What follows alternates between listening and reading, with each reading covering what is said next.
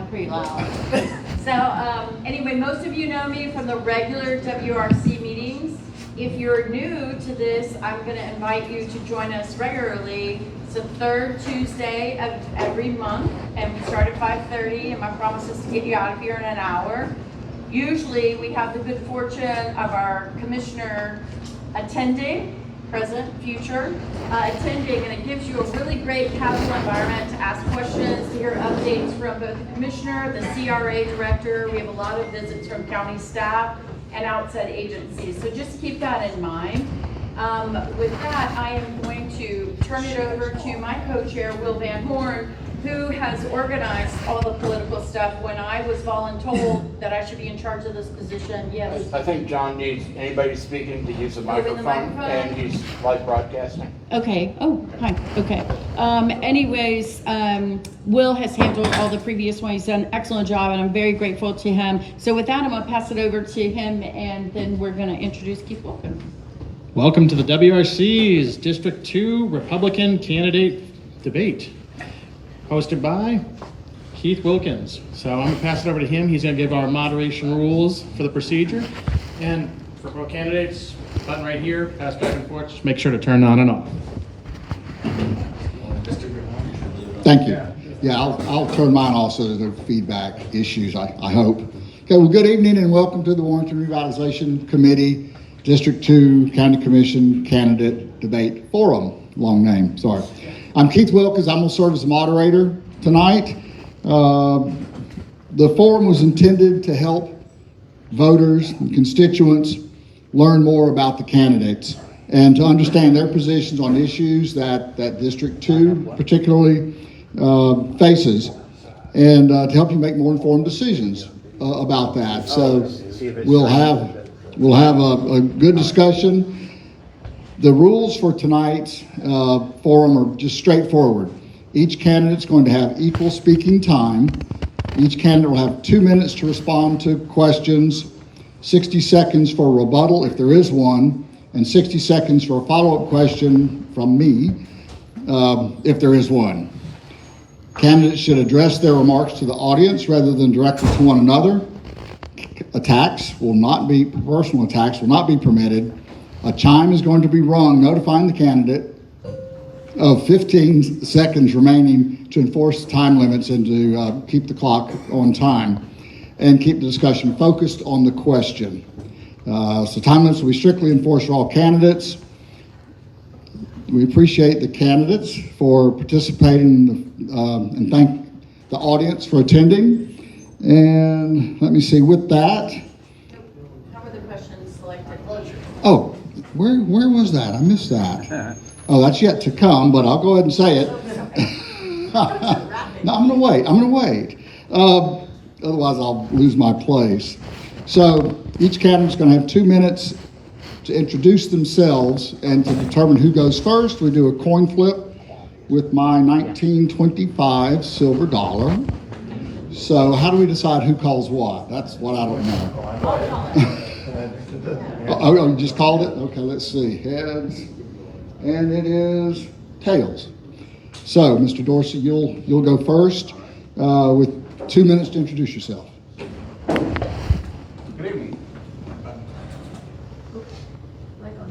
Good evening. My name is Glenn Dorsey, and I am a candidate for District 2.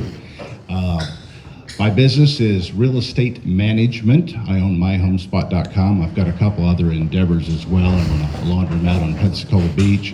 And then I've got some co-work space, and my wife owns Happy Dog Resort over on Cervantes, so she takes care of dogs all day. 35-year resident, ran a business here for the last 30 years. I've raised 2 children here. They both went to Pensacola Christian Academy. That's where they started in K4. And my daughter moved in her sophomore year to Gulf Breeze and was a graduate there. And my son graduated out of Pensacola Christian Academy. They have since moved away, gone to the University of Southern Alabama. My son is a pilot. My daughter is soon to be a missionary with a degree in social work. So I'm running to get back to the basics here. I am very concerned about our budget. with me today, I've got our proposed 26-27 budget, and I imagine we'll be having lots of questions considering all of the news lately about the renewal of the lost funds and the property tax reductions and so on. So I am very much a fiscal conservative. My platform is pretty simple. I want to take care of the things that we own. Our roads, the drainage systems, the parks that we live in here. I'm not against anything new, but I do believe you take care of the things that you already own. So again, my name is Glenn Dorsey. Thanks, Glenn, and thanks everyone for being here tonight. I've been in this room quite a bit over the last 3 years. I think most people know my background, but if you don't, I served 33 years in the Navy, started out as a enlisted man here at the Navy Hospital. At 19 years old, I showed up at Naval Hospital Pensacola. I lived in the barracks behind it. I walked to then PJC, got my nursing degree, still been a nurse for 35 years, the most trusted profession for the last quarter century. Military veterans are second. I happen to have one of those, not helicopter pilots. I know Commissioner Stroberger's here, but he'd like to hear that, but it's just not the case. But I want to say something as we get started. I'm proud of my career here. I've served on every base, literally, in Santa Rosa and Escambia County in every capacity you can think of. But what I really want to say is 4 years ago, and some of the things Mr. Dorsey said, I think we're going to get down to nitty gritty of all the things that have been accomplished in the last 4 years that I think you, as a District 2 citizens, and many of the people in this room I know personally, 4 years ago, we couldn't come to this building. If you don't remember, we had to go to Redeemer Lutheran because they had termites in it. The roof was tore up. The road outside, and my opponent always talks about roads. I don't know what roads he's going to fix, but the first road I fixed was Old Corfield Road, all the way to New Warrington Road. Since then, we talk about parks. As you walked in tonight, you looked out, we have a pickleball court people playing, a disc golf court playing, the gazebo was torn down, the dog park was redone, this is resurfaced, all just right here. I will go through massive amount of stormwater drainage that's never been done in District 2. I'm taking care of business. We're making District 2 better. I'd love to earn your vote. Thank you for being here. There's nothing more important than your time, and I just want to share that with you. You're a concerned voter, and it matters. A lot of people don't care, but you're here and you do care, so thank you.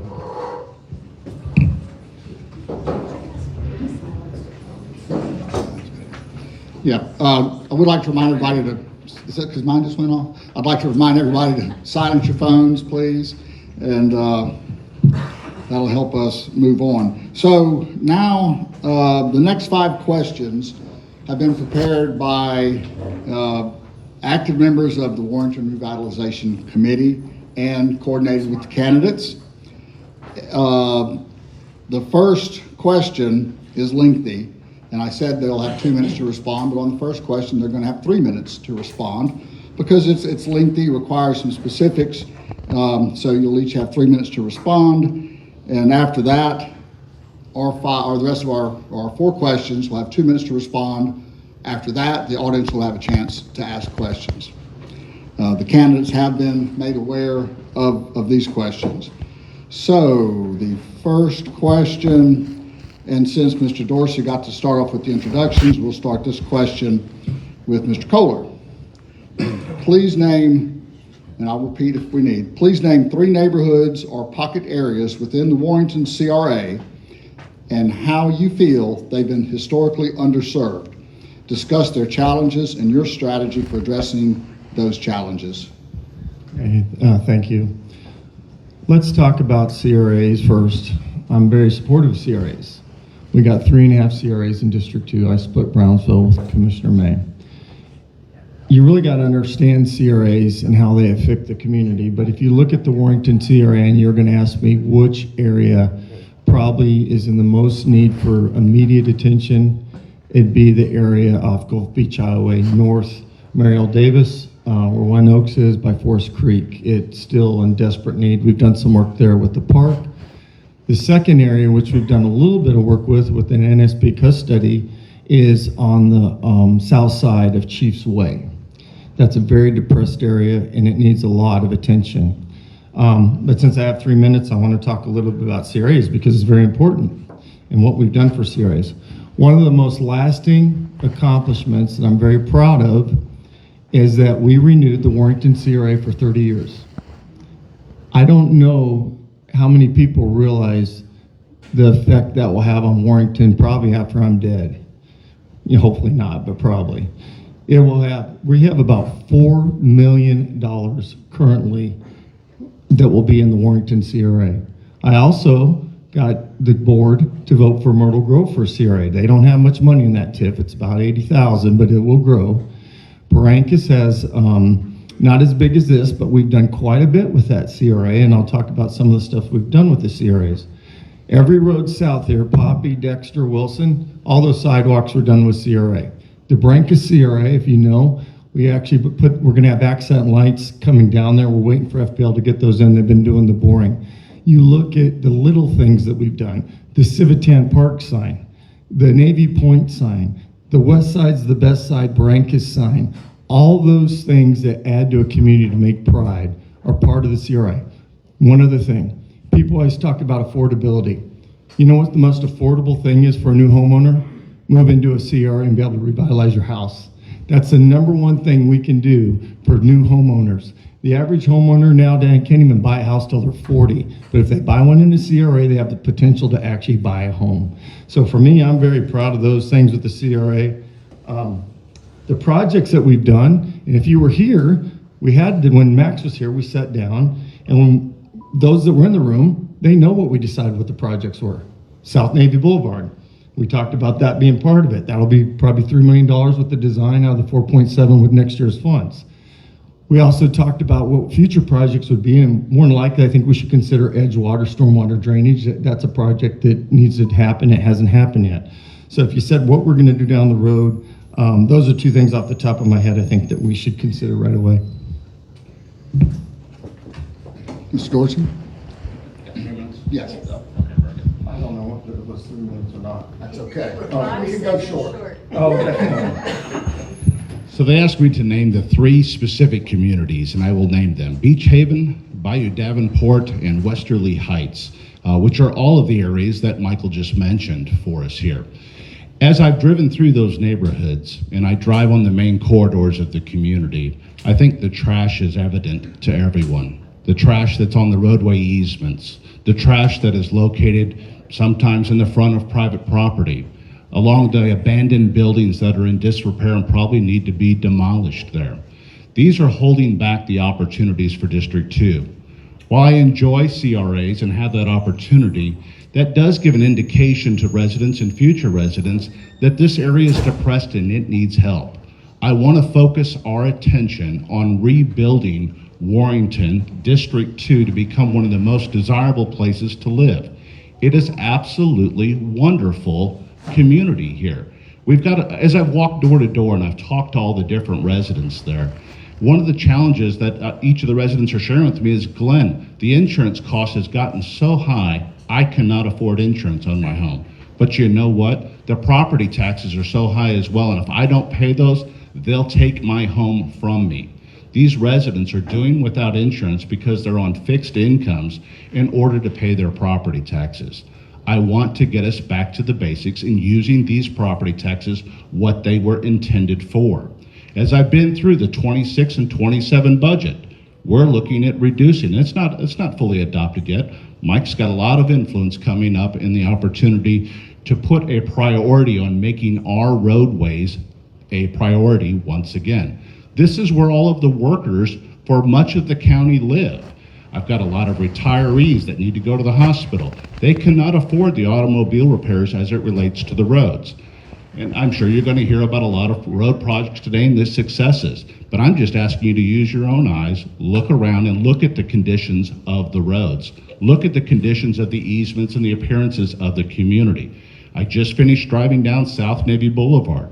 We're going to talk in a few moments about spending a lot of money to redo what, in my opinion, is a perfectly good road. It doesn't mean that I don't want beautification. It doesn't mean that we wouldn't all benefit from a brand new project. But is it the smartest thing to do considering all of the needs of the community? I know we're all here today because a lot of you live in Warrington. Your interests are in Bayou Davenport, Westerly Heights, Sherman Grove, or whatever the case may be. But District 2 encompasses much more than just these areas. And I want to take a holistic approach, not only to District 2, but to our county. We've all seen and heard the fights in the headlines here about the name calling over this upcoming budget and the differences of opinion in the past. Those relationships matter a whole bunch. We are just one vote amongst 5 commissioners. We have to get others to agree. We have to befriend them. We have to have them understand the importance of the needs, not only of the district, but of the county. But in terms of putting the improvements in, infrastructure is very important. Mr. Cole's like his offer rebuttal. Yeah, well, we were talking about CRAs, and that went all over the place. But what I will tell you is, when we talk about roads, that pulls great everywhere in the United States. Everywhere in the United States, they talk about roads. I have never heard my opponent once tell me what road he's going to tackle. I don't know. Is anyone in the audience? I doubt you could tell me which road, because that's a state road, and we'll get in. But thank you for piping in, but we can talk about state roads, and I will talk about that further. But Gold Beach Highway in Sorrento is a plan, and we can talk about that. But a county road that we control, we have put, well, in just District 2, $42 million in road projects. $42 million in lost, just out of lost dollars. So to say we're not doing roads is it's just not honest. It's a fact. So can we do more? Sure. You know which road we need to do next? I'll say it right now. I know which one. I'm going to do Vanderbilt off of Fairfield. It's terrible. I looked at the roads. I sit down with engineering. I know exactly what roads I need to tackle. And you know why I know that? The county has a software program that has graded every road in the county, not a state road, Jim. So every road in the county, and we know how it's supposed to be. It's either red, yellow, or green. Using a 30 percentile, those are the ones that engineering recommends. So this isn't like nuclear science. We know what we need to pave. And that's what we should do by actual data. No other reason, by facts. Mr. Dorsey? I understand that a computer can track a road, and we can all sit here and say this road should last us 10 years. If you really want to see if a road needs to be replaced or not, just get your truck, drive out to the road, and drive down the alley. We're all here, right here today. I ask you to get in your car, drive right down this little park road here. See how your car reacts to the condition of the roads just in this park alone. Yes, I can answer the question about roads that need to be paved. I do think we need to take a holistic approach to them and list them out so the people here can understand. But as I drive down all of the major corridors, whether you want to pick it as Fairfield, whether you want to use the state road of Sorrento and Barrancas there, all of these roads are equally challenged. And especially when you get off of the roads. Drive back, even back where Mike lives, back towards Star Lake and Davenport. Those roads need a tremendous amount of help. Go down 1st Street and 2nd Street. Those roads need a tremendous amount of help. Thank you. Okay. All right, Mr. Dorsey, you're up on this next question. You'll be first. Regarding county services. So District 2 residents continue to raise concerns about blight and the appearance of their neighborhoods and commercial corridors. Many West Side residents believe infrastructure investments have historically favored other parts of the county. What specific actions would you take to address these concerns? I would like to leverage all of the opportunities that we have, from the general fund to the lost funds to the CRA funds there, about using that money to clean up, again, these easements. You're going to hear me harp on it time and time again, because you cannot drive down, I happen to live on Fairfield, you cannot drive down Fairfield without seeing mattresses, couches, used appliances, tires sitting on the side of the road. You'll see that the grass is 2 and 3 feet tall. Listen, I get it. We've got limited resources, but as you look around at many of the easements along the county roads there, you're going to find grass that is literally waist high. You're going to find a tremendous amount of trash that comes along with that as well. And again, all I'm asking as a county is that we all pitch in, we use the money that we have and we spend it wisely to change the appearances. If we want to attract business opportunities, we want to attract higher home values and affordable housing where people want to live here, we have to change our appearances. Thank you. Mr. Kohler, you have 2 minutes. Yeah, so let's get down to actual facts. So when I actually got elected, blight was a huge issue for me. And the first thing I did is I empowered code. Since I got elected, not this last month, not last year, the very first month I took office, we started empowering code. Anyone in this room knows this because they've seen it. Glenn Conrad, when I got elected, sitting in the back, can tell me. We'll talk about some of those stories over the next couple minutes. 6,400 citations in District 2 alone. Sure, you're going to find the matchers. Sure, you're going to find Public Works. One of the first things we got rid of was the Sonic with the homeless across from Warrington, the failing medical school. Remember that? 30,000 pounds in trash gone. The polka dot building at Winthrop and Navy, gone. We got Marcello's to get done, gone. We got Tire Lady on Lillian, gone. The old car wash on Jackson Road that was dilapidated, gone. We got the service station on the other side of Winthrop to get rid of the cars, and now is going to be electric car shop. We've got rid of 12 to 15 blighted houses. It took me 3 years, but as you drove in, you can see working relentlessly with code, Suburban Lodge is now being changed. You would have to literally lived in Gulf Breeze and not lived in District 2 to not see what's happened in the last 4 years. And that's why Glenn doesn't know that, because he doesn't know what's happened here. But you and I do, because we've seen the change. So if you lived here, you'd know it, you'd see it, and it wouldn't be a complicated thing to answer. The other thing, when you look at some of the stuff that he talked about in the summer with the mowing and stuff, we are hurting for public work employees. It's just a fact. 1,000 employees in the county make less than $50,000, and we don't have enough people working in public works, and we've had a massive infiltration of people coming into the county. We need more people and the correction officers and public works to maintain the stormwater drainage and other things. Mr. Dorsey, would you like to offer a rebuttal? Yes. So I love the diversionary tactics, and I love how we like to accept the credit for everything that every county department has done. The role of a county commissioner is policy and establishing budget. That is it. We can make a phone call over to the code enforcement, but probably the fastest way to get something resolved would be for the resident or the citizen to make a phone call over to the code enforcement. If we require our county commissioner to have to call the code enforcement office, we have a broken department, and we need to be holding our county administrator responsible to those obligations. As we look at the code enforcement, yes, congratulations that the Suburban Lodge is done. It's only taken 4 years, $400,000 of fines being levied against it that are now being forgiven in order to get it done. If that's you or I mean, I've been to the county commissioner meetings where somebody said, I didn't know about it, I didn't get the piece of mail, I've got $5,000 worth of fines, and they tell them, well, too bad, too sad, pay the $5,000 there. But if you're a big business interest in this town, not only can you get tax incentives, but you'll have the opportunity to gather certain favors as well. Mr. Kohler, 1 minute. That is just not true. So what we normally do is if someone's improving a property, they're required, and this has been a board policy the whole time I've been on the board with every commissioner, they pay the hard cost and the court cost, and if they've improved the property or someone commercial or residential, we waive the fines. Anyone that, you can go back and look at this across the board for the last 4 years, that's the standard. So that's just not true, Glenn, and it's obviously because you just don't know about this, but that's exactly anyone that's watches it can watch and see it. That's what we do, and anyone that's been part of this knows that. Thank you. All right, we'll move on to question number 3. And I also like to make sure the audience doesn't enter into the debate, okay, please. So keep your comments to yourself. You can talk to the candidates afterwards. I'd appreciate it very much. Thank you. All right, South Navy Boulevard improvements. Commissioner Kohler, one of your main projects has been South Navy Boulevard Improvement Plan. Mr. Dorsey, you've criticized investment in this plan. Please discuss your view, and we're starting with Commissioner Kohler, I'm sorry. Please discuss your view and opinion of the project and any changes you may propose.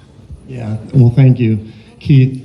If you would have been here like I was 4 years ago, and you would be coming to the Warrington Revitalization Committees with neighborhood services, you would know we would sit down and look at the projects that we wanted to do.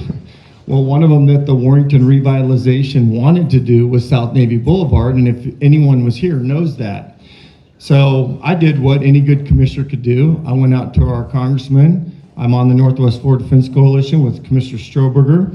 We lobbied and just I do have some experience in DC when I was in '04, and we started getting money. We got $3 million from the federal, and the president signed that. We got the state to sign it, and we had one representative that didn't want it. Thank God for Representative Manny, Senator Gates, Chris Dawson, several other people that pulled it across. We have the money to do this project with very little money out of the CRA. We have to get about a third. I don't know if he'd know how to get the rest of the money, but I do. I'm going to go to all DCC next year. They do renovation. It's Office of Defense Community Cooperation. Patrick O'Brien's the head of it. They had $230 million this year to give to infrastructure on the base. You have to have 30% of that can be funded out of what our CRA can. So we're going to get the money. Out of the Florida Defense Support Committee, we also are going to apply for a defense infrastructure grant. This is a project, it's a regional project that if Mr. Dorsey was around here and went to the neighborhood meetings all around the base, he would know this is a very popular project. But because he's not from here, he's never lived around here, and he doesn't go to the neighborhood meetings, he doesn't understand why this is such important to most of the people in this room. But you guys know as well as I do, because I've been in the meetings. We've had 100 people in this room for 2 different charrettes. And you know how many people? It was the #1 project by HDR for positive comments ever in Escambia County. It's an extremely popular project. Mr. Dorsey? I don't mind having vanity projects from time to time, but as we go down and we look at Navy Boulevard there, we have about $8.5 million of unfunded expenses in order to cover. Can we use the CRA funds to do that? Yes, we certainly can do that. Can we apply for additional grants? We can do that. But we have needs through the rest of the community. That corridor, as we drive down Navy Boulevard, I mean, let's just be honest with one another. It is a commercial corridor. It's what it was intended to be. It's what it currently is. There are a few residential properties along that side. All of this that I saw in terms of the applications and the positioning during the times in which Petronas was making application through this, and that award came in through the hurricane relief and the rebuild projects that are around there. It isn't any special lobbying. We've had a lot of military incentives already through other commissioners there. Mike isn't the only guy that can save the day here. So that project, I think it would be nice. But if we look at the 2 lanes going each way, the center turn lane, to pull out a center turn lane, add more landscape, we all know how the county does in terms of maintaining its landscape. The exterior lighting along the roadways, I think, would certainly be a benefit. I just don't think it needs to be a $13 million project in which the county needs to come up with $8 million. If we can subsidize that with grants, it comes with very little impact. We can put that to a reasonable rate to improve that visual coming and back and forth to the base there. I think that's a wonderful idea, but I want to prioritize our spending. Mr. Kohler, you have 1 minute. Yeah, thank you. So, Congressman Elsie, Congressman Franklin, Congressman Carter, these were the folks before Congressman Petronas got elected, and especially Congressman Elsie and Admiral Quinn in the Northwest Defense Coalition helped get this across the line. That's just a fact. It came out of community support funds, basically from the federal side. I want to reiterate why this is so important, and it's extremely important. The base brings in 47% of the economy to Escambia County, $4 billion. To the region, $6.6 billion. It is not a District 2 project. It's a survival for Escambia County. And for him not to understand that and the magnitude that it affects to this county is scary to me. It's absolutely scary that he would not understand the magnitude and risk he could put us at by not remotely understanding the economic effect and the things that we need to do to protect around the base. White Island is another perfect example of $35 million to fortify around that base and protect our economy. I am going to fight like that base like no one you could ever seen, and I'm the most qualified person to do it. And I think everyone knows that. Mr. Dorsey, 1 minute. Sure. We had a compatible use study, Mike. Why are we not talking about the improvements that were deemed in that report for Corey Station itself there? So, well, and we'll certainly give you the opportunity to do that, because I mean, those items were very much a concern on that particular report. You want to improve the front gate of NAS Pensacola, and if you look at that in that compatible use study in terms of what they are deeming important in order to keep the economy alive with the military spending there, we're simply ignoring that over there. The CRA funds need to be used to revitalize that area. There needs to be additional street lighting. They've made mention several times in regards to their concerns of our schools in the area. Affordable housing and the quality of the housing was very, very important as a part of maintaining that defense structure right here in the area. Thank you. We'll come back. Can we come back? You got ahead of time? All right, one more minute. Yeah, because the fact is, and Commissioner Stroberger knows this, one of the very first things we did with the NASP compatibility use study is I wrote 34 different comments, and one of the absolute first things the county did was put new lighting down Chiefs Way, clean up the sidewalks, and that's just a fact. So you obviously don't know what's going on in the community. We actually did put new lighting out there because of the security that they asked in the compatibility use study. You just don't know what's going on over here, Glenn. It's obviously you don't. Mr. Dorsey, 1 minute. Mike, there you go, taking credit for other people's work once again. You didn't do it, sir. So, I understand that there's new lighting over there. That wasn't originated because Kohler made a couple phone calls. It was originated. Yeah, okay. Very good. Narcissism. Keep going. Thank you. All right. Now it's a debate. All right, question 4, and this we'll start with you, Mr. Dorsey. Question 4 is the agency and outside resources in support of Escambia County. The district's economy and well-being is very diverse with significant military and state assets, wealthy and challenged neighborhoods, and small entrepreneurial businesses to the county's largest employer. What agencies and resources would you solicit, and how would you interact with them to support your district initiatives? Sure. And I think Mike has done a relatively good job with this in terms of reaching to NAS Pensacola, Corey Station, the Navy Region Southeast, Department of Defense. I know you were in Washington when you missed that TPO meeting, but I think that was a good thing. So I'm not here to criticize you for missing that meeting and pushing down those projects a little bit further. But this is going to take an interagency conversation. We're going to have to begin to have conversations with the county as the collective, from ECUA to FEMA to our restore opportunities to the feds themselves and our state representatives, in order to continue to develop the workforce, the schools, in providing the education. So we're going to have conversations with UWF. We're going to have conversations with Pensacola State College in order to make sure that we're getting the training that we need in order to keep businesses here and provide the opportunity for our residents. Mr. Kohler? So the question was agencies, and I'll share, when I was in 04, I didn't get these skills by accident.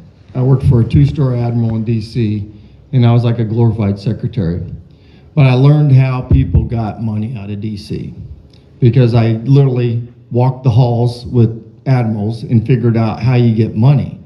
And you have to have relationships. It doesn't matter your politics with our federal delegation.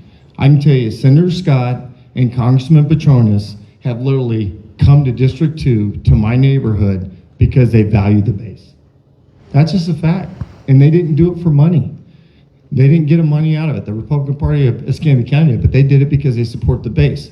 At the state level, we have to have relationships with not just our local delegation, because it's small. That's why I got elected to represent 4 counties, District 1. You probably heard the sheriff is doing it now for the FSA. I'm already in my first year for Florida Association of Counties. The Florida VA is going to put a veterans home in the Panhandle in the next 3 to 5 years. You're going to need someone that understands healthcare. I understand healthcare. I was a director of healthcare business. I know the metrics. I can produce them. I am working on that to try to get that in our area.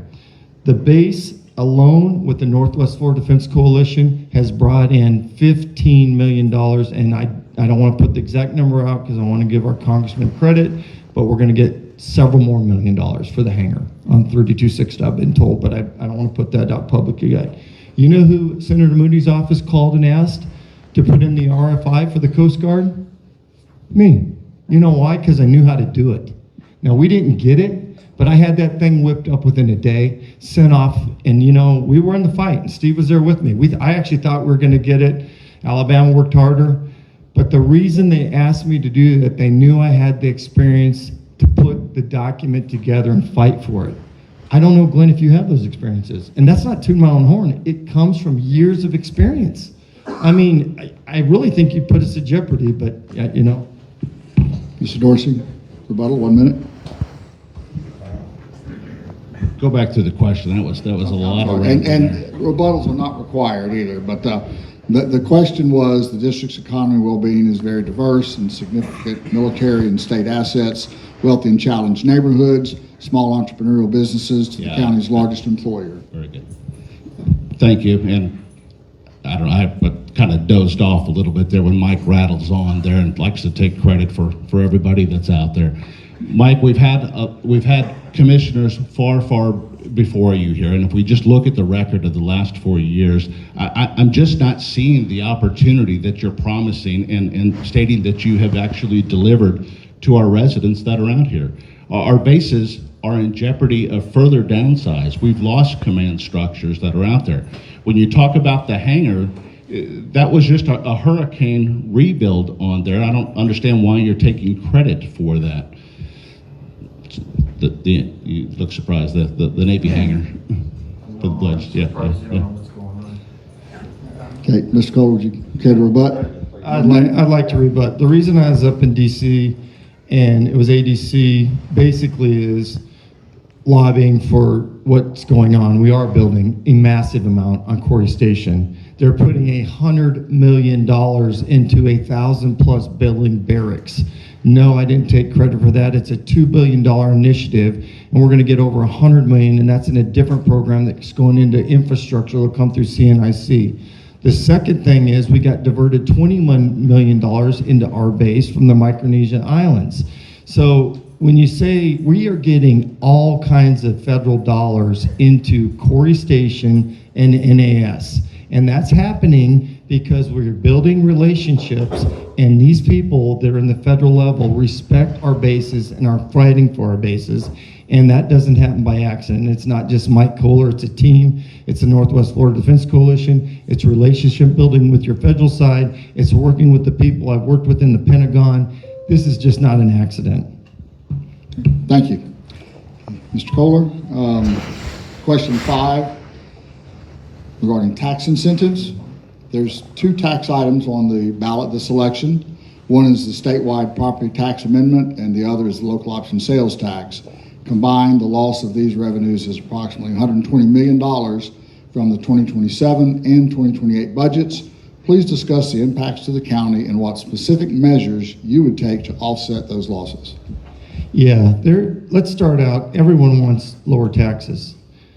No matter what the price of your house, I talked to Bubba Peters, the maximum amount that anyone would lose on their or gain on their property tax is a little under $1,900. That's a lot of money to a lot of people.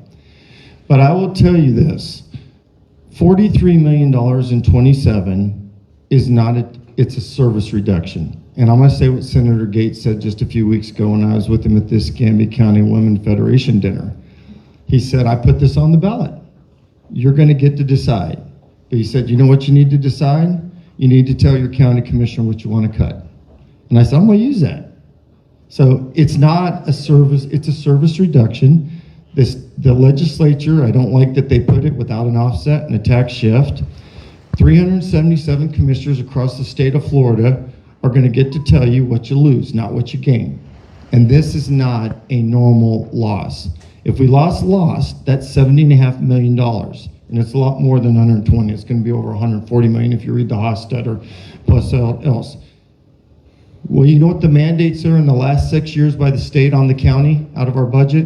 And he doesn't know what he's talking about with grants, but $82 million more we're mandated to pay in the state budget out of what we would have in general funds. So if you look at this year's budget, we control about right around $340 million out of general fund money. We would lose $140 million. There's certain things we can't cut because of statute. So it's going to be parks. It's going to be, I don't know, maybe the animal shelter. It's going to be personnel. We can't cut correction officers. We're already down 40, and we're paying them overtime. We don't pay them enough. It's going to be a tough discussion. I'll be honest. I ain't even remotely prepared to tell you how we get to $140 million. And any politicians that says they are, they're lying to you. It's just not true. We're going to have to see what the legislature comes back and helps us with. Mr. Dorsey? Sure, two factors, two different timelines.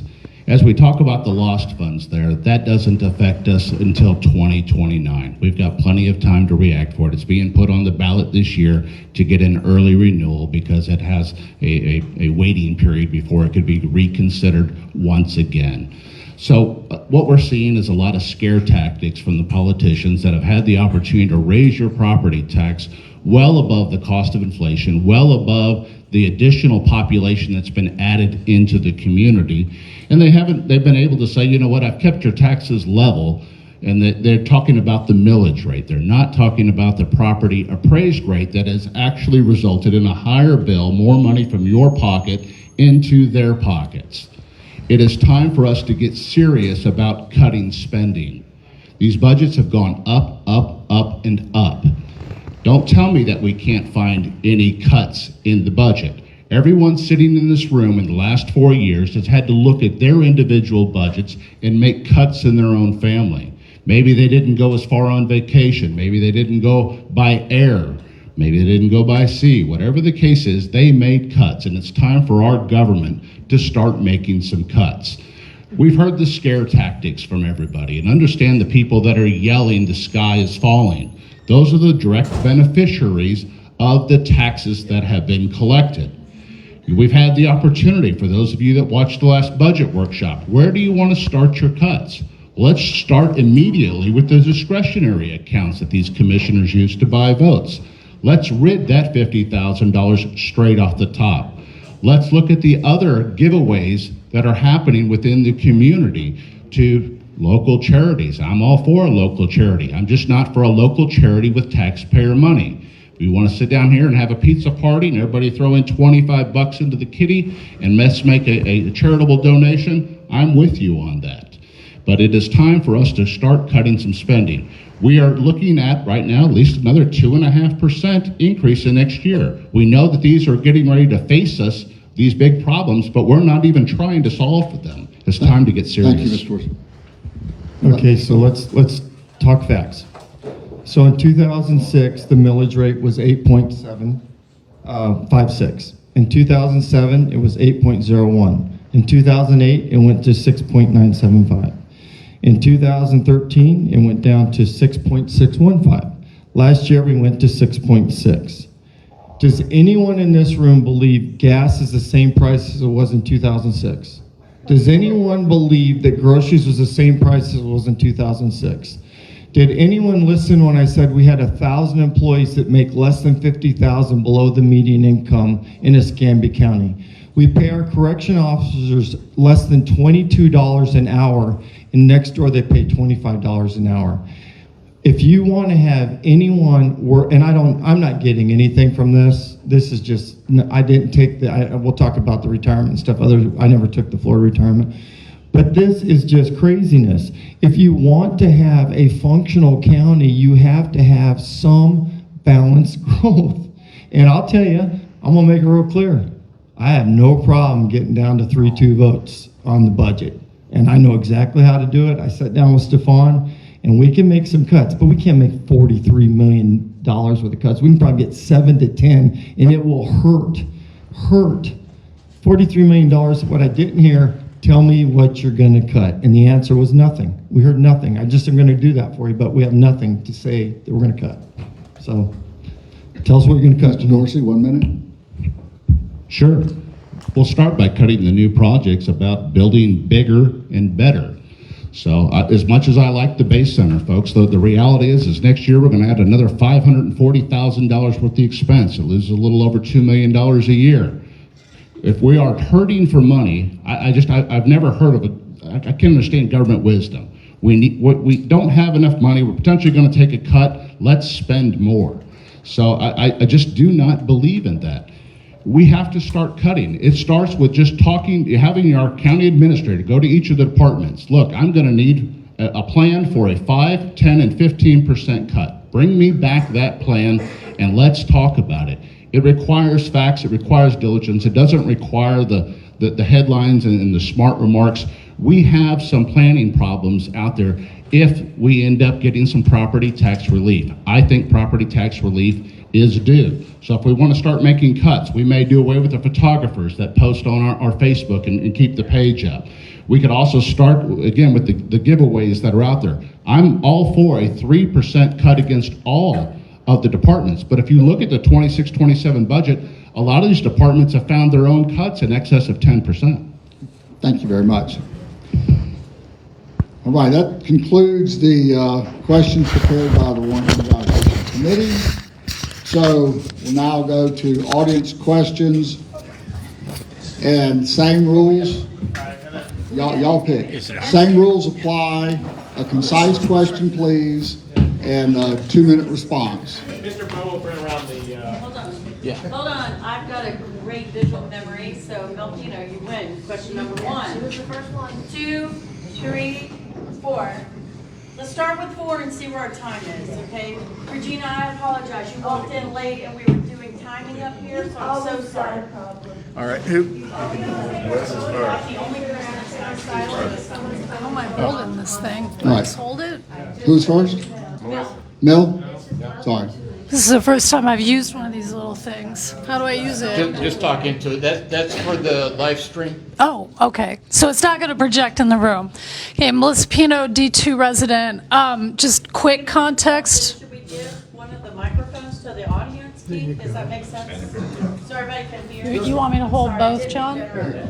Here, I'll I hold can. one and you hold the other. You. Now, hang on for a second. Keith, clarify once again for our timer, what is the timing on this? So 1 minute apiece, 2, 2 and 1? I'll say you 2 minutes. That's Great. We good on time? Is that all right with everybody? 2 minutes? Okay, let's do it. Okay, I'm sorry. I apologize. You don't need that. I'm gonna front load the question rather than starting with context. And the question is whether both of you will commit to stop character assassinations as campaign tactics. And the reason I'm bringing this up in particular, so that everyone in the room understands, we have 2 planning committees that deal with land use in Escambia County. One's the Board of Adjustment and the other is Planning. And they're made up primarily of appointed by each commissioner, but they also have some at-large members. And Mr. Dorsey, you have relentlessly attacked one of the officials of this group, William Van Horn, who pretty tirelessly works for D2. He's a commercial developer, he's not a residential developer. If I took us down the rabbit hole of everywhere you have been attacking Commissioner Kohler for having Mr. Van Horn on that committee, we got Jonathan Owens here. Jonathan's on that committee, he's a real estate agent.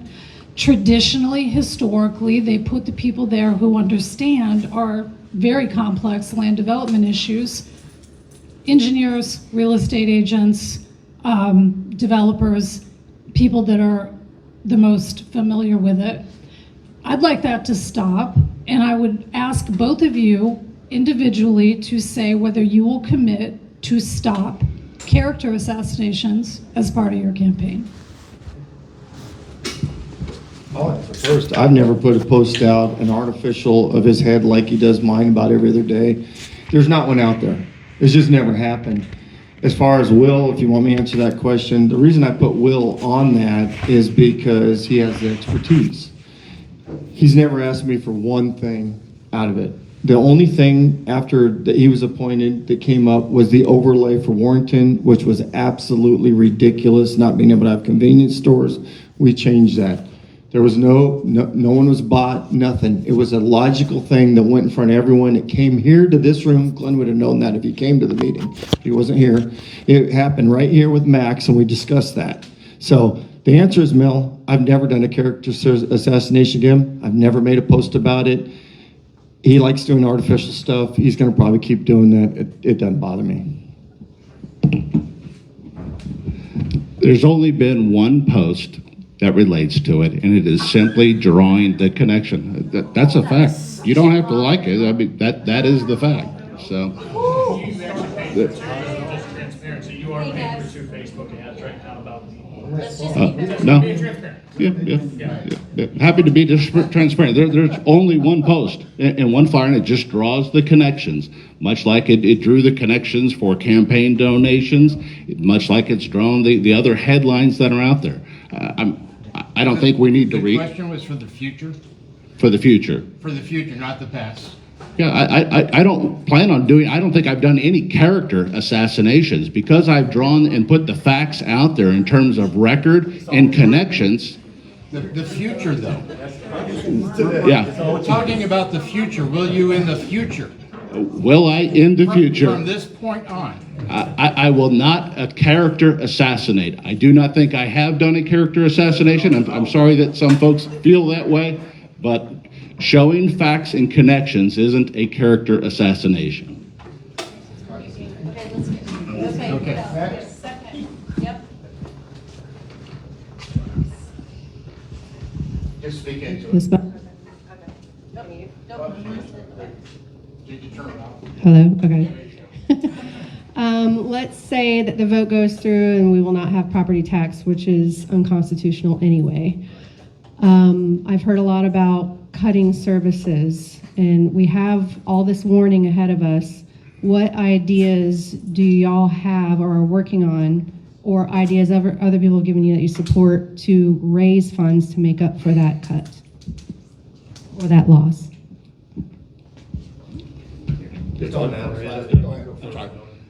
Sure. So again, these are the scare tactics that are being put out by the politicians there. You're still going to pay property tax. You're going to pay for the sheriff. You're going to pay for the school board. And then at that point, if this passes, we're going to have a year in which to begin to find additional revenue sources if they're necessary. Again, I think we can do a lot with just cuts, just rolling back the government a little bit. I don't think we need to sit there and scare other folks there and go, you're not going to have any libraries tomorrow, you're not going to have any deputy sheriffs. None of that is even close to the truth.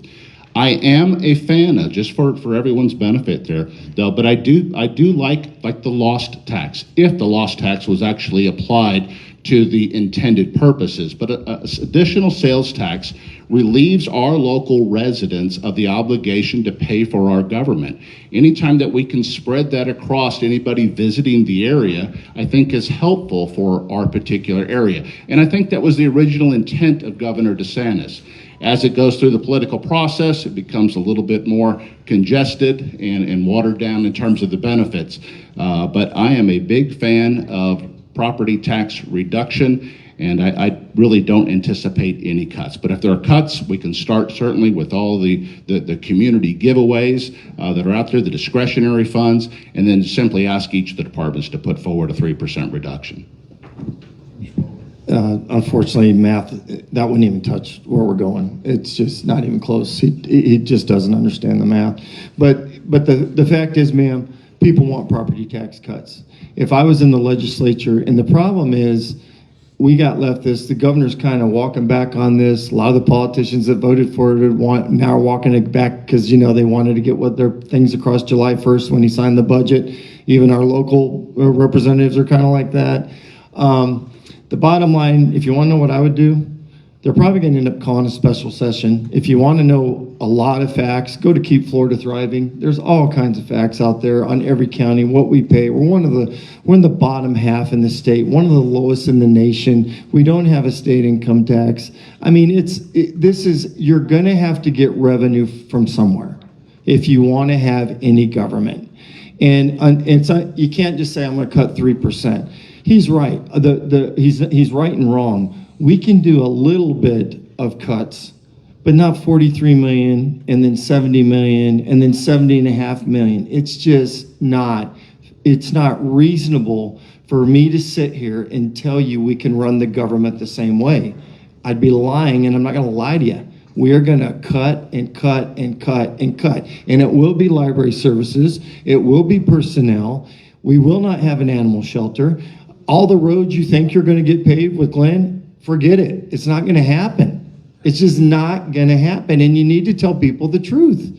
You need to tell me what you would be willing to be cut. Oh, what, how do we raise it? The question was, what are y'all gonna do in addition to cuts or instead of cuts to actually raise? Well, that's the question the board will have to decide. Do we do impact fees? Do you want to pay $500 when you get a license? Do you want to pay $20 when you go to the beach to park? I don't know where we're going to get the money. I'm not sure there's going to be a will for that. But the answer is that we're going to have to, everything's going to be on the table. Everything. So I don't know the answer to that yet.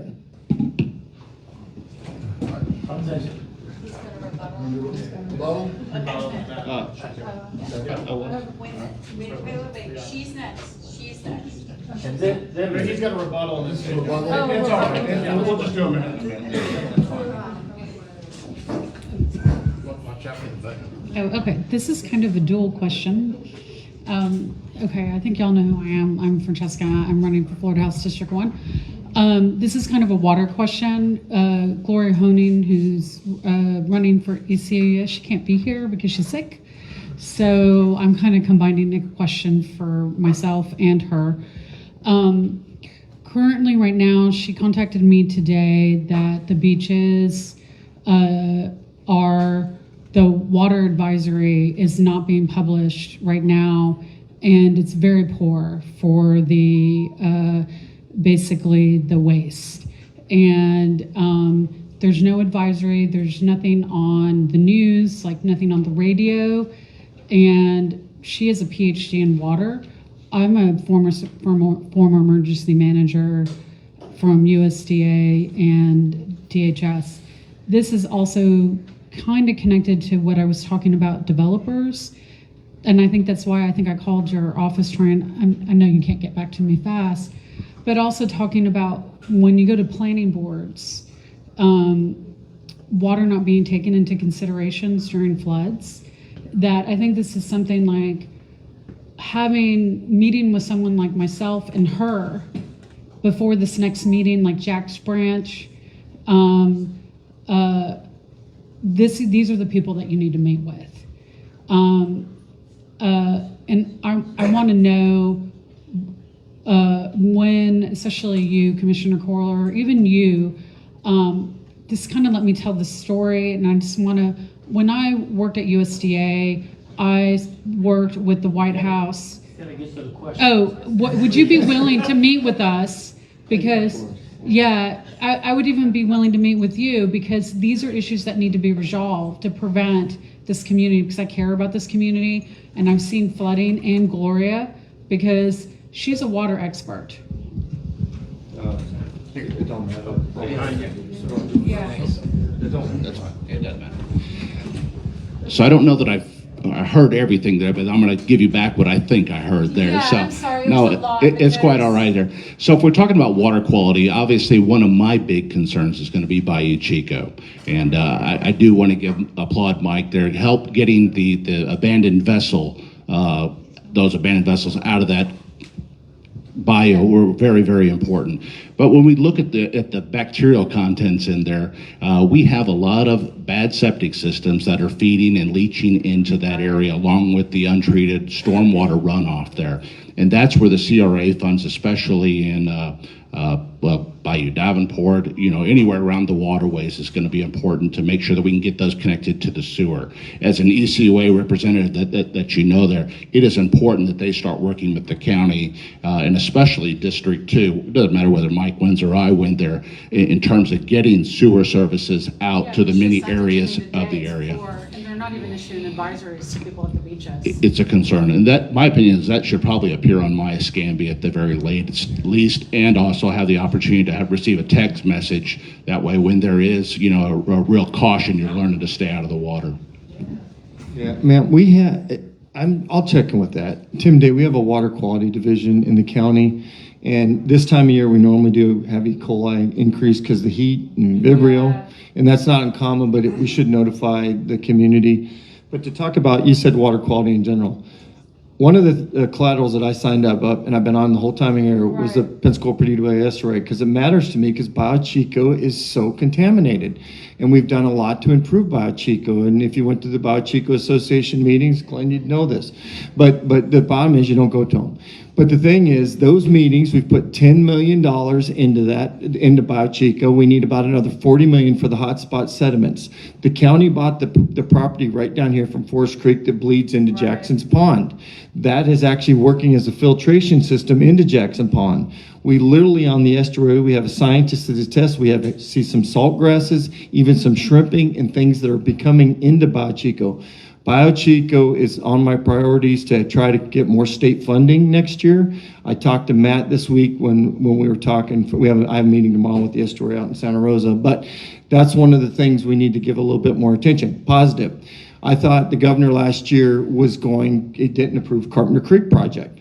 We got it approved this year, another $1 million, and that helped with the estuary and our efforts, and Chris Dawson. So we are making some headway. White Island is a huge water quality project as well that will help with Bio Grande and all that salt marsh grass and some of the stuff that we're going in there. But can we do more? Absolutely. Should we do more? Absolutely. Our water quality. We don't have a stormwater drainage assessment. We don't have one in the county. And people come and beat up on me. No one wants to pay more taxes. But stormwater drainage assessments help keeping contaminated water out of the bayous. But there's not an appetite for it. He's not going to vote for a stormwater drainage assessment, I doubt. And I doubt most people in this room would want one. Let's just be honest. I'm not saying that I'm serious. It's just a fact. Keith, you've been in my office talking about it. And the problem is, and I told Keith this, I said, you're absolutely right. Our water quality is vital. But I don't know if the people in District 2 want another assessment. And I've been talking about it, like I said I would to you guys and Mr. Odom. But yes, we need to do more. The next person speaking is Shannon.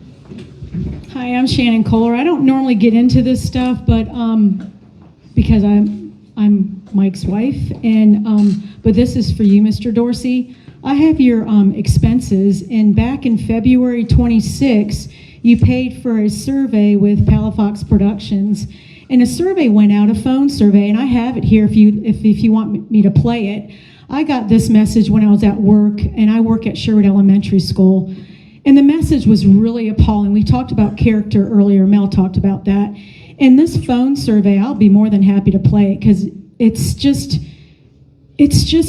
are you proud of that you paid to sit there and tell my husband is related to, it's related to Jeffrey Epstein and that he sexually or physically assaulted a woman 26 years ago? I have been with my husband for 27 years. Yes, Scott Miller, your company, you paid for it. It came out. Most of these people in this room got this phone survey. I'll be more than happy to play it. But it talks about my husband and Jeffrey Epstein and that he sexually and physically assaulted a woman 26 years ago. I've been with this man for 27 years. 27 years. He would have lost his nursing license. Never happened. Well, then I guess Scott Miller's lying. You paid who for is it. Scott Miller? Scott Miller, Palafox Production, who you work with. I work with Greg Fink. No, you paid for it. I'll be more than happy. I'm his wife. Okay? You don't go after people, their family. I'm sorry. Not. I'll play it. Please. Okay? I would like it. No, I'm sorry. I want to bring it up because it's just not right. I never talk about stuff. I sit in the back. This is my husband. He's not Jeffrey Epstein. I mean, it's sad. I got it. But I'll be more than happy to play it. I wish you would. Okay. Shannon, look, I didn't know she was going to do it, but I will tell you this. It's disgusting. And It's bothered me since I heard that at work. I want to tell you the type of guy I am. I've never been convicted of any crime or accused any place in the world.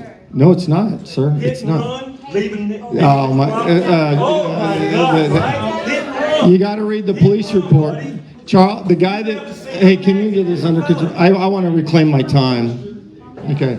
So obviously this man can't read a police report, and I have a witness.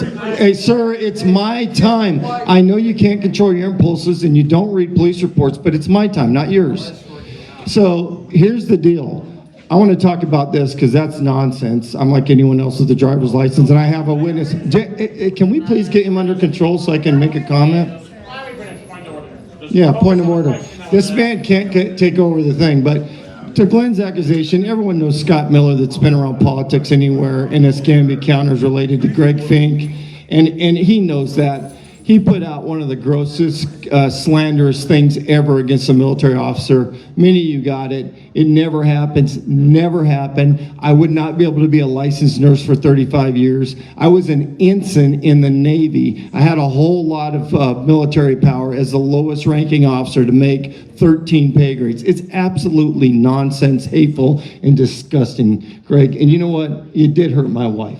Because I don't beat women, and I don't sexually abuse people, and I don't know who Jeffrey Epstein is, and for you to put that out, you should be ashamed of yourself. Anybody that wants I would be interested in hearing what it is, Studio because 850 in the comments and place it there. Can we now continue? Oh, you're scared, right? Sir, we're all neighbors. Look, we're all Right. I neighbors. understand And that. also, Mr. Dorsey has a meeting. He has a hard stop at 7 o'clock. I understand. Thank you. Mr. Dorsey has to be at another meeting. He's advised me, and he had a hard stop at 7. at 7 o'clock, 7:10 at the very latest, I need to be out that door, but I'm giving as much time as I can. Hi. Hi. I just have a short question. We have this building, the building you were talking about at Brankus and Old Quarry that they've been working on. Are you talking about the Suburban Lounge? Yes, and I've been studying with a group that does abused trafficked children and how many children there are right now, and that this area right now is one of the worst areas for trafficking children. I'm just asking you, do you think it's wise putting up these kind of buildings with all these problems of trafficking going on? And how can we find out what if there is any problems in these two buildings they're creating? Are we talking about just revitalizing and remodeling the Suburban Lounge up Right. there? They're putting a roof on it right now. Right, and they've already got one just right next to it. I'm just saying for trafficking, child trafficking, how do we know what is going on in those buildings? As I understand it, it's just going to be another extended stay hotel. I don't think they anticipate changing any of its use whatsoever. And then So you aren't kind of questioning the things that are going on around our area? well, I certainly highly oppose trafficking, whether it was a child or an adult or anybody else for that matter. There, I'd like to think we're all well past that. So I denounce any of that, and if anybody's aware of child trafficking, I think it ought to be reported immediately. I just don't believe that the sheriff. Regina, I don't think there's any human trafficking going on in those buildings. If they were, we would definitely have the sheriff intervene. I'm not sure. Do you think there's some human trafficking going on there? At Walmart on Mobile Highway, I've seen some really absurd things in that Walmart. Well, the thing is, if you see something like this, and the same thing I said last night about Davenport, we need to report it to the sheriff's department. County commissioners don't police. We fund the sheriff's budget. Obviously, we get calls all the time about all kinds of things, right? Abuse to animals. I get that pretty regularly, right? Or saving a goat in Navy Point. It's all over the place. But yeah, we're gonna save the goat. It's gonna. I know that's an important, but child trafficking is really a big deal. But I don't think Glenn or I would. We would want to. How many phones went off yesterday or day before about another child abduction? How many people have seen it on television? Okay, thank you very much. Thanks a lot. I appreciate the debate. At this point, Chris, did you have? keep it short, Chris. We're running out of time. Well, I got two things. First of all, one is a comment about the property tax reduction and reducing departments. I worked for the county for 25 years. By the way, my name's Chris Curb. I work for Flood Defenders Panhandle. And we went 8 years without a raise, a cost of living raise. That was about around 2008 time frame. And all we got told was you need to do more with less. And if you say something about it, oh, you might get furloughed this year. So that's a big, tough issue. That really is. Local option sales tax, Flood Defenders supports that. I've seen a lot of good work done out of that. You can use that money to match grant funding. I would much rather have everybody pay a tax than just property owners pay a tax. So I'm voting yes for that. The big issue is something I've been singing about, I don't know, 5 years. We even went through the planning board, had an ordinance come to the county to adopt national rainfall data, NOAA Atlas 14. 2 to 2.5 inches more rainfall that we're getting from what they're using. Multiply 2 and 2.5 inches over 100 acres, 50 acres, whatever. It's overloading our floodplains. And you got subdivisions that have never flooded before that are now flooding. Why did the Board of County Commissioners kick the can down the road because of the Home Builders Association came up there and says, oh, that's going to cost us too much money. And you said you were going to pick it back up. I think it was last year, around after summer was over. Well, it hadn't been picked back up. Stop kicking the can, pick it up.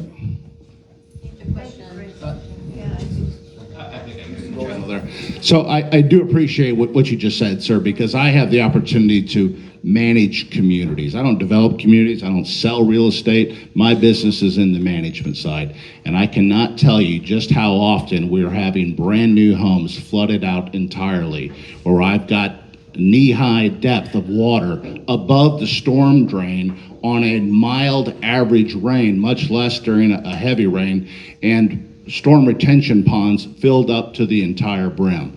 And this may be good for my opponent's campaign here. I support concurrency. It is important that we're building brand new subdivisions in this community to make sure that we've got adequate utilities, adequate roads, adequate schools, all of the resources necessary to support a brand new community. I am an advocate for small impact fees in how that relates. It is not fair for the developers to walk away with their pockets full of money and the taxpayers to have to pay the bill right behind them in order to contend with these issues. When we're turning over the roads, when the developers are turning over the roads to the county, they need to be in acceptable condition. The stormwater systems need to be in acceptable condition. So I'm a big proponent of that. I think it's healthy for everyone. And as we talk about, one of the levers that's available for a county commissioner, it's not only the budget, but it's the land use and zoning that we talked about briefly earlier. We've got a lot of areas where there's just vacant property right now. We've got the resources in terms of the roads, the utilities, to allow for additional infrastructure to be built on these vacant lands. If we want to create affordable housing, we have to take the land that can be used for what we would like it to be used for, to let it be used. Let's rezone it. If we want to allow multifamily on an area, let's go ahead and do that. Let's not wait for developers to have to petition and then go through the chain of command and spend campaign donations and so on. So Wake up, Mike's cold. Listen, yeah, so I agree with some of the stuff he said. And Chris, just so you know, I brought that up with engineering and the state requirements, and it's an issue. On concurrency, and I'm not bought by anyone. If you haven't figured that out yet, no one tells me what to do. I'll do my own thing. But I will tell you, they all say it'll be a transfer cost to the buyer. And maybe it will, maybe it won't. I don't know. It probably will have some sort of effect if you do concurrency and impact fees. Am I opposed to them in new developments? No. But what you're going to get is an HOA with someone like Glenn manage it, more likely, because that's what happens. No, you know that, Glenn. That's probably a true statement. Yeah. So, I mean, if you want to be in an HOA, and let me tell you where this is, and a lot of times they work out great, but let me tell you where they don't work out so great for 20 years. Perdido Estates. They had a terrible developer there. Everyone here knows it, but you know who fixed the problem? I did. So we've got them in MSBU. We met out there twice. They finally got a stormwater drainage program. They got all the road stuff, but they had a developer that didn't do what they were supposed to, was going to put an HOA in. They bailed out, and for 20 years, they flooded on the back part of that community. They finally got relief the second year I was as a county commissioner. But, you know, to answer his question, we need more stormwater drainage. We need some concurrency. Santa Rosa has it next door. How much? Who knows? I don't know what the answer is. What's the right fit? And Chris, as far as stormwater drainage, we've done so much stormwater drainage in the last 4 years. It's been more than we've ever done, and you know that. And so it's just a fact. I just want you to adopt all Yeah. ordinance that uses new technology. And I don't want you to. 50-year-old. Thank y'all. Thank you very much. So at this point, we'll go to closing statements for each candidate. And I believe our first candidate up, 2-minute closing statements, will be Commissioner Kohler. Thank you, Keith. And I want to thank everyone for coming out. When you sign up for this, you don't know what you're getting into, honestly. I didn't know 4 years ago what I was getting into. Being a retired Navy captain and running stuff in healthcare, politics is a whole different world.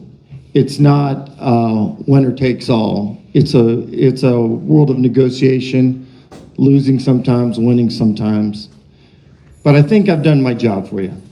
And I'll tell you why. Many of the things that I've done over the last 4 years will go past my legacy. You look at Navy Point Park alone. Navy Point Park is the only park in Escambia County that is protected by 5 votes. That's amazing. For those, there's only a couple black people in this. Well, there's a few. One of the other things I did right away, Hope Cemetery. It was a blight over here in Warrington. I got it cleaned up, on nationally recognized, and it's cleaned up now, and people can be proud of that. We're taking care of people that were neglected for years. Myrtle Grove CRA. That was a big win south of 57th. The mean income over there is $44,000 per household, way lower. They needed a CRA. Warrington CRA, 2 new fire stations. They were both volunteers. We have not had a new fire station in District 2 50 years. You're getting 2 new ones. Steve's getting one out on Bower Road because I went over to the Navy and CNIC. And yes, it takes a little bit of money, but we're protected for 8 years. Didn't want to vote for the turf for Steve Berry at Tate, but I did. You know why? We got the land at 57th and Lillian, would have been about $300,000 for $1 an agreement so we can put a library in. Sometimes you have to work and do things that will help out the district as a whole. And I've been able to prove that. South Navy Boulevard is going to change our community. I promise you it's going to be a great project. The people that have raised their hands to serve this country deserve the dignity and the beautification when they go to be buried at Brankus, and I'm going to fight like hell for that. And White Island's great. I appreciate you being here. I really am asking you, if you think I've done my job, vote for me again. God bless each and every one of you. Mr. Dorsey? Thank you. So I think we've got 2 different candidates up here. It'll be your choice to make. I ask that you just look at the positions, look at the voting record, look at the character of the person that's before you, and decide on who has the vision for this area. I am completely about reducing expenses where there's a possibility to do that. I want to be focused in on the roads and on the infrastructure and on the appearances of the community. I think that's important. I am for being conservative with your dollars and not giving them away to charitable organizations, even though they might be very worthy. But I want to make sure that, as a commissioner, everything is being used towards the public use. You can count on transparency with me. Communication is important. I will commit myself to holding a town hall meeting every quarter so I can hear from the residents of this district, making myself available once a month at a venue so I can hear from those residents, and certainly answering phone calls and responding back to emails to make sure that you're heard and that your issues are resolved. So again, my name is Glenn Dorsey, and I'm running for County Commissioner District 2. All right, I'd like to thank the candidates for tonight, and thank the audience for some vigorous participation, the Warrington Revitalization Committee, and particularly Will for the pizza. So go forth, have a safe evening, and remember to vote.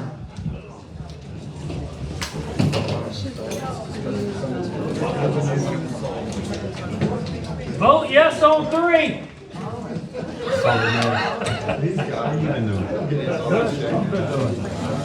Take another mask. I'm trying.